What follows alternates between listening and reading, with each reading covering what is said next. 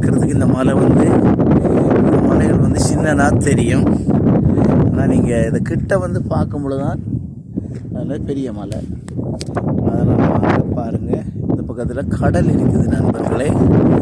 என்னென்னா இதெல்லாம் பார்க்கலாம் நீங்கள் கூடுதலாக முயற்சி பண்ணக்கூடாது.